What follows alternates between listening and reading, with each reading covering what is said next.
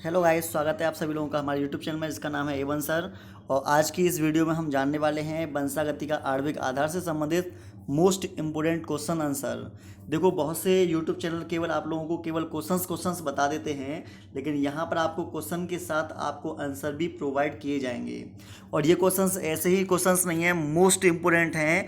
यकीन मानिए कि आप जो यहाँ पर पढ़कर जाएंगे मोस्ट इम्पोर्टेंट ही पढ़ेंगे। कोई भी फालतू का एक भी शब्द आप लोगों को नहीं पढ़ाया जाएगा, और जितना भी आप लोगों को पढ़ाया जाएगा डायरेक्ट वो आपके एग्ज़ाम में 4 तारीख का जो आपका बायोलॉजी का एग्ज़ाम होगा वहाँ पर ज़रूर पूछा जाएगा। तो हमारी इस वीडियो को लास्ट तक ज़रूर देखना। बहुत से बच्चे ऐसे हैं जो बीच में छोड़ कर चले जाते हैं 10 मिनट 15 मिनट, तो ऐसा नहीं करना। देखो, कुछ सीखना है तो आपको टाइम तो देना पड़ेगा। इस चैप्टर को मैं क्लास में जब समझाता हूँ तो यकीन मानिए 10 से 15 दिन लगते हैं मुझे समझाने में, और मैं इस सभी चीज़ों को मैं 10-15 मिनट में 20 मिनट में अगर मैं ख़त्म कर रहा हूँ तो इसका मतलब ये है जो भी पढ़ाऊँगा मोस्ट इंपॉर्टेंट होगा। वीडियो को कहो एक बार में समझ में ना आए, कम से कम 2 से 3 बार ज़रूर देख लेना, ठीक है। चलिए चलते हैं। सबसे पहला है ऑब्जेक्टिव क्वेश्चन। फ्रेडरिक ग्रिफिथ ने खोज की थी, तो फ्रेडरिक ग्रिफिथ ने खोज की थी रूपांतरण की, ध्यान रखना। और चूहे पर प्रयोग किया गया था, आपने को मैंने बताया था स्ट्रेप्टोकोकस निमोनी जीवाणु था जो चूहे में डालकर हम प्रवेश कराकर चेक किया करते थे। दूसरे नंबर का है ओकाजाकी खंडों से आरएनए प्रवेशकों के समाप्त होने पर इन्हें परस्पर जोड़ने का काम कौन सा एंजाइम करता है। तो देखो, यहाँ पर एक शब्द आया है जोड़ने का, तो जोड़ने का काम करेगा डीएनए लाइगेस एंजाइम, ठीक है। आइए अगले प्रश्न की तरफ चलते हैं। डीएनए खंडों की पहचान करते हैं, तो डीएनए खंड की जो पहचान करेंगे वो सदर्न ब्लॉटिंग करेंगे। मोस्ट इंपोर्टेंट है, यूपी बोर्ड में बहुत ज़्यादा ये पूछा भी जा रहा है। अगला है एयूजी के लिए कथन सत्य है, ठीक है। पहला है ये मीथेनिन को कोड करता है, दूसरा ये है आरंभिक कोडोन है, तीसरा यह है प्रोकैरियोटिक व यूकैरियोटिक दोनों में ही मीथेनिन को कोड करता है, और लास्ट हमारा दे रखा है ये सभी। तो इसका जो आंसर आएगा वो आंसर है हमारा ये सभी, ठीक है। अगले प्रश्न की तरफ चलते हैं। एक डीएनए रज्जुक में न्यूक्लियोटाइड आपस में किस बंध के द्वारा आपस में जुड़े रहते हैं। तो देखो, ग्लाइकोसिडिक बंध जो होता है ये मिलता है कार्बोहाइड्रेट में, जैसे ग्लूकोज वगैरह जो होते हैं, ठीक है। दूसरा है पेप्टाइड बंध, तो पेप्टाइड बंध मिलता है आपका प्रोटीन में, ठीक, एमिनो अम्ल वगैरह जो होते हैं। अगला है फास्फोडाइएस्टर बंध, तो न्यूक्लियोटाइड आपस में जो जुड़े रहते हैं वो फास्फोडाइएस्टर बंध के द्वारा जुड़े रहते हैं। प्रश्न नंबर है 6। डीएनए पॉलीमरेज एंजाइम की खोज किसने की थी। तो देखो, फ्रेडरिक मिश्र जो थे इन्होंने खोज की थी न्यूक्लिक अम्ल की और डीएनए की, ठीक है।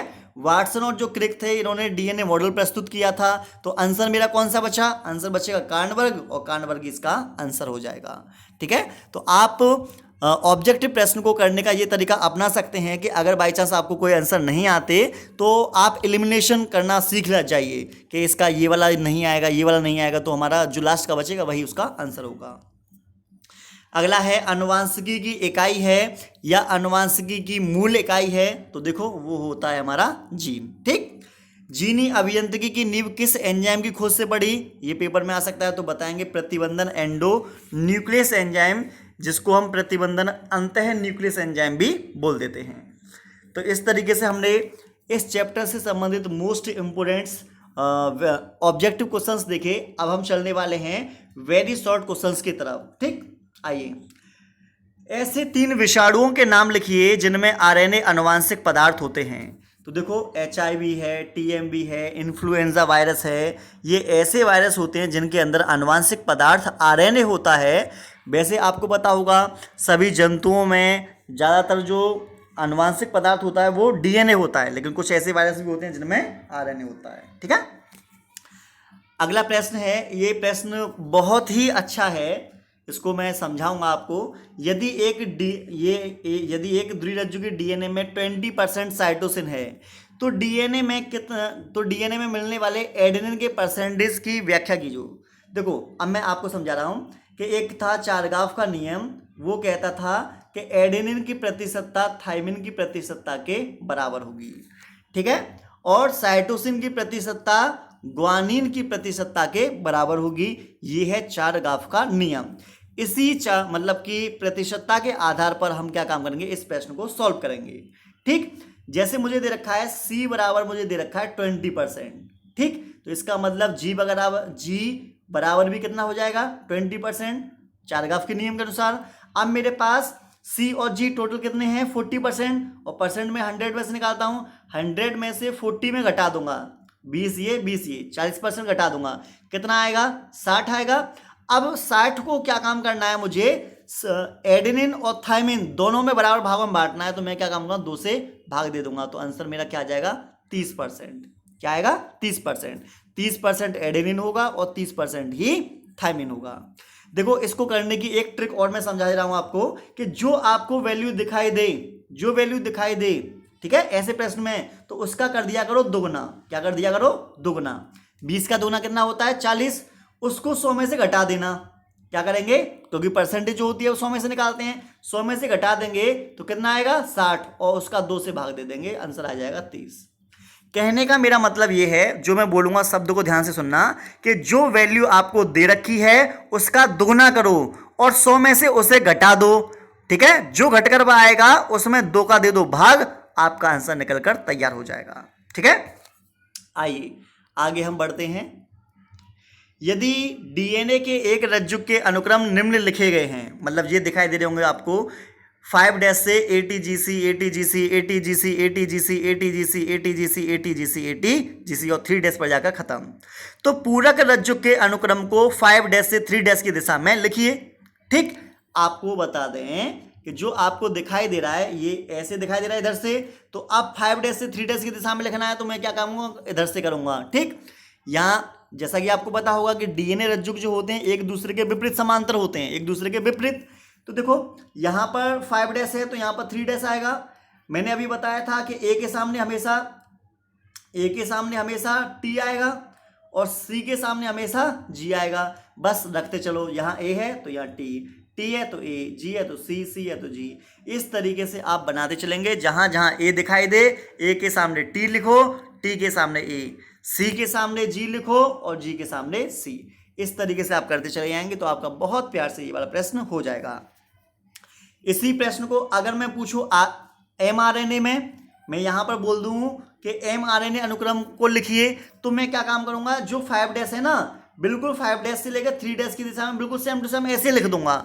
बस काम क्या करूंगा कि जहां जहां पर थायमिन होगा उस जगह पर केवल यूरेसिल लगा दूंगा। मैं क्या लगा दूंगा, यूरेसिल, क्योंकि आरएनए में थायमिन के स्थान पर यूरेसिल पाया जाता है। मैं यहां पर यू लिख दूंगा बस, और सेम टू सेम ऐसे ही आ जाएगा।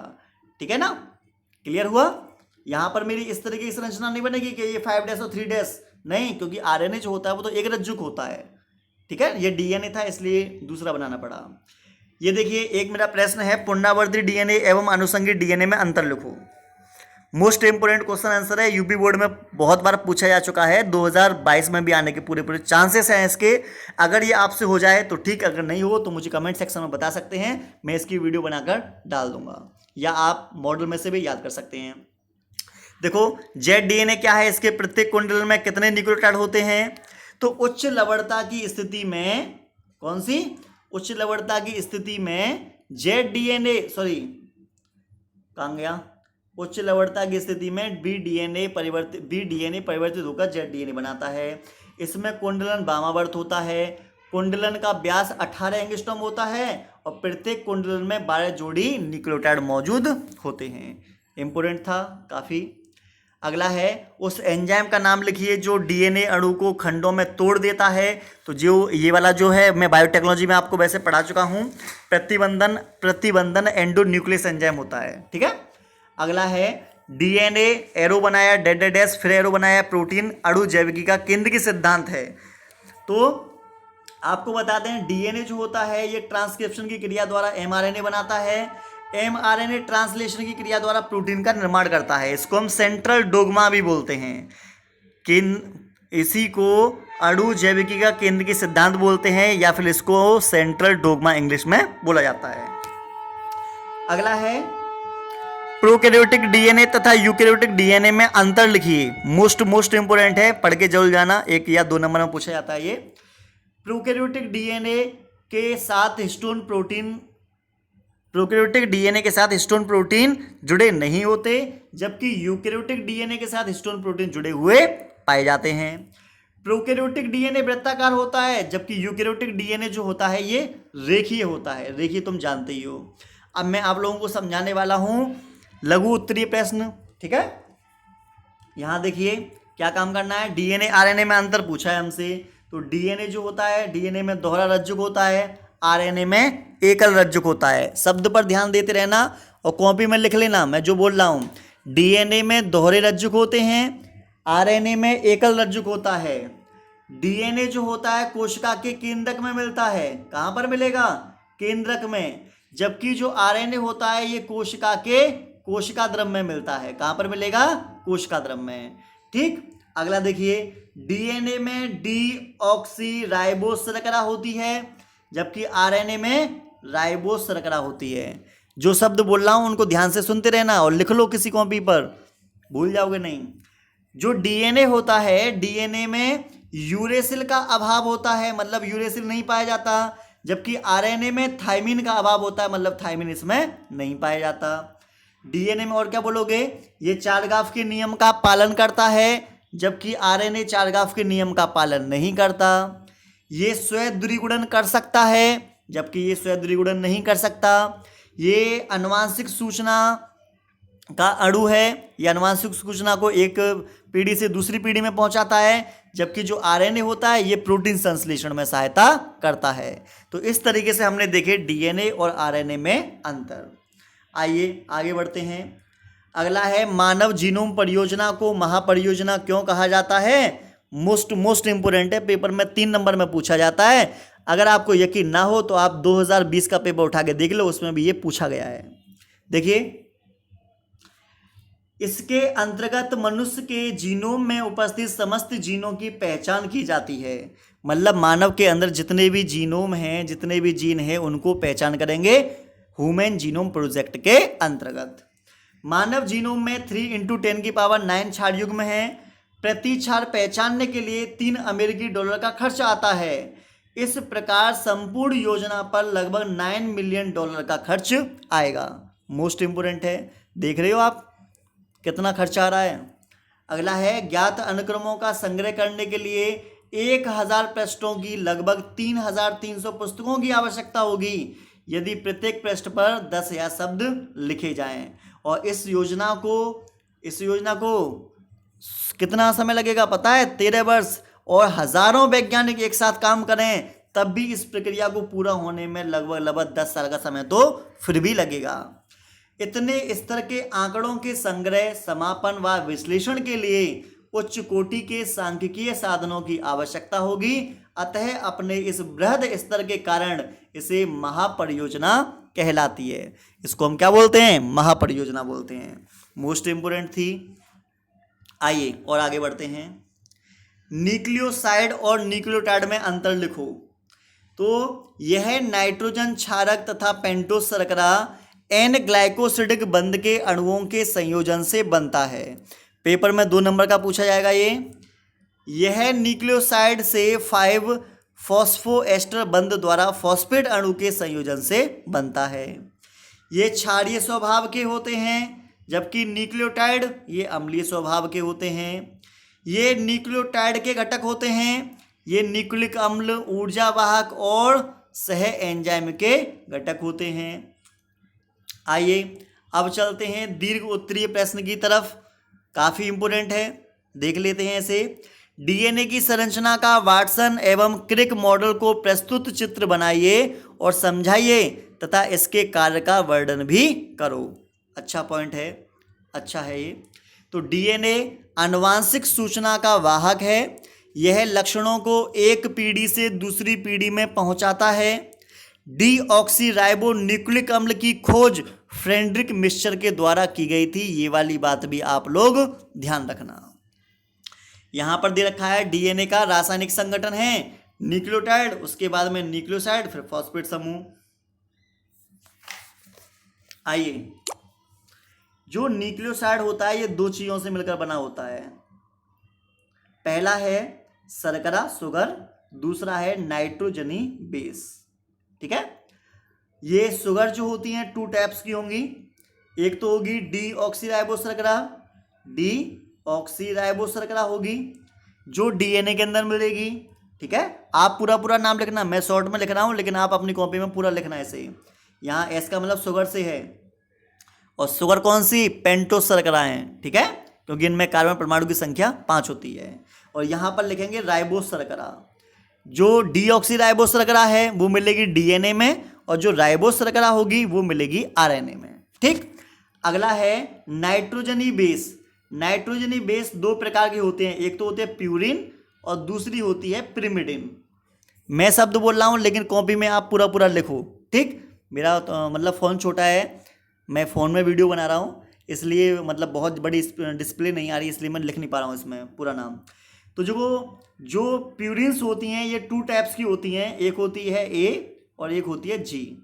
ठीक है, ए का मतलब होता है एडेनिन और जी का मतलब होता है ग्वानिन। ठीक है, उसी तरीके से जो प्यूरिन्स होती हैं 3, एक होती है साइटोसिन, एक होती है यूरेसिल और एक होती है थाइमिन। ठीक है, तो प्यूरिन्स 2 प्रकार की होती हैं और पिरिमिडिन्स जो होती हैं वो 3 प्रकार की होती हैं। डीएनए की संरचना देखो, डीएनए उच्च अणु भार वाला बृहद अणु है। वाटसन, क्रिक तथा विलिकन्स ने डीएनए संरचना का दोहरा कुंडलित मॉडल प्रस्तुत किया था, और यह सामान्य डीएनए ही बी डीएनए कहलाता है।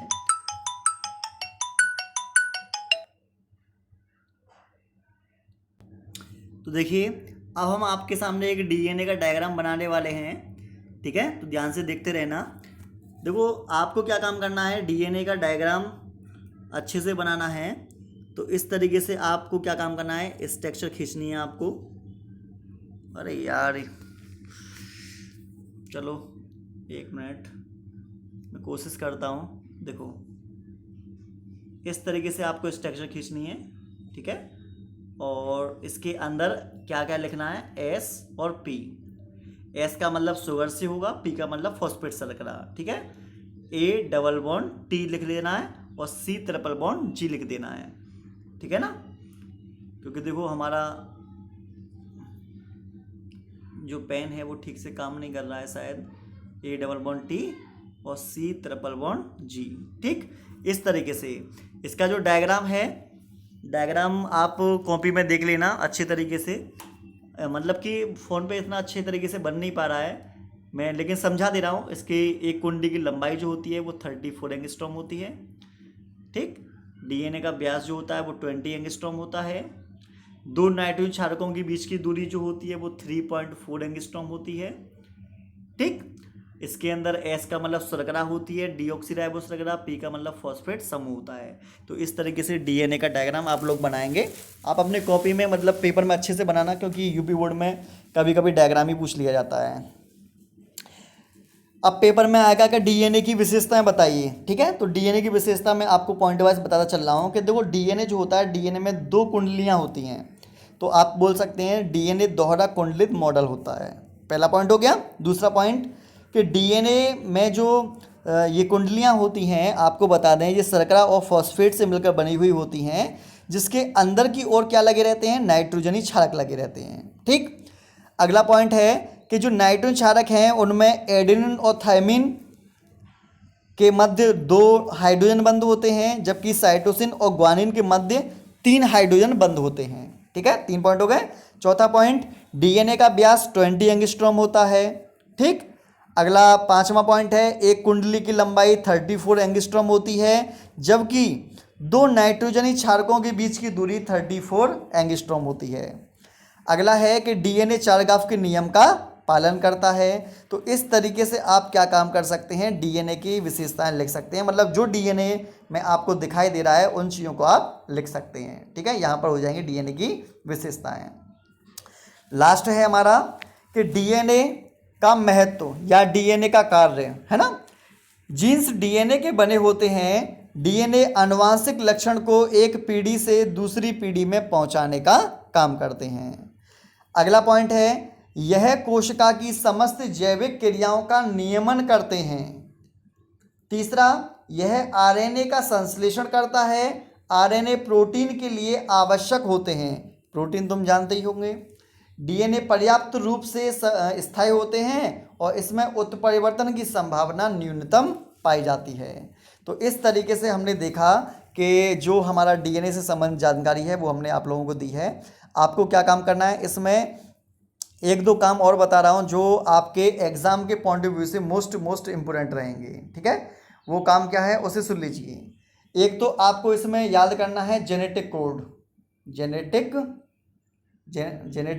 कोड, ठीक है। क्या याद करना है आपको, जेनेटिक कोड याद करना है। लॉन्ग आंसर में आता है, अच्छा है, पेपर में खूब पूछा जाता है। और एक आता है आरएनए, ठीक है। जेनेटिक कोड और आरएनए इनको आप याद और कर लेना। और मुख्यतः जो मोस्ट इन्फॉर्मेशन है वो मैंने आप लोगों को बता दी है। तो आपको क्या काम करनी है, ये वीडियो कम से कम 2 से लेकर 3 बार देखनी है। सारे प्रश्न मोस्ट इंपोर्टेंट हैं, सारे क्वेश्चन बहुत अच्छे खासे दे रखे हैं मैंने। अगर आप इतना कर पाते हैं तो यकीन मानिए आपका एग्ज़ाम बहुत अच्छा होगा और आपके एग्ज़ाम में काफ़ी अच्छे नंबर आएंगे और आपको खुशी होगी कि जो मैंने आपको पढ़ाया है वो पेपर में आया भी और आप उसे करके आ भी पाए हैं। अगर आप लोगों ने हमारे प्लेलिस्ट नहीं देखी तो A1 सर की प्लेलिस्ट देखना, वहाँ पर स्टूडेंट की स्टडी टिप्स दे रखी हैं जो आपके यूपी बोर्ड के लिए बहुत इन्फॉर्मेटिव्स हैं, वो आपको बहुत हेल्प करेंगी। तो आप उन्हें देख लीजिएगा, पूरी एग्ज़ाम से पहले सारी स्टडी टिप्स को देख कर जाना। उसके साथ साथ में मैंने आपको बायोटेक्नोलॉजी प्लस डीएनए के सिद्धांत, सॉरी, आनुवांशिकता के सिद्धांत और डीएनए से संबंधित जानकारी आज मैंने आप लोगों को दे दी है। आप लोगों को वीडियो कैसी लगी आप हमें कमेंट सेक्शन में बता सकते हैं और ऐसी ही इन्फॉर्मेशन जानने के लिए हमारे चैनल को सब्सक्राइब कर लीजिए। और मिलते हैं आपको नेक्स्ट वीडियो में। टाटा बाय बाय, जय रस्तु।